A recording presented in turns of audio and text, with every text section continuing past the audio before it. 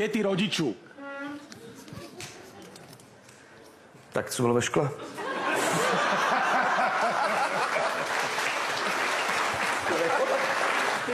Ty už jsi doma.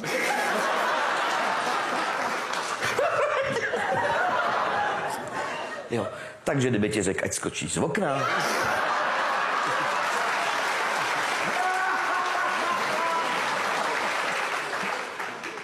Můžeš mi říct jediný rozumný důvod, proč to děláš?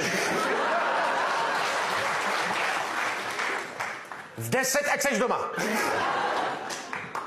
Polož ten telefon. To vás jde teda. Ty vole, já měl samý jedničky. Teď my to děláme pro tebe. Já v tvém věku. Já od rána do večera dnu jak čurák a ty ve škole budeš mluvit prostě.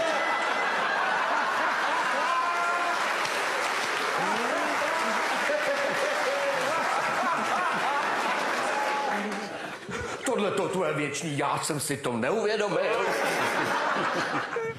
Jasně, a pak budeš říkat, já jsem nechtěl, viď? Může být dále? No. Či ještě? OK. Já myslím, že už se mě nelíp, ty vole. Mámo, tak ten debil zase házel houbou.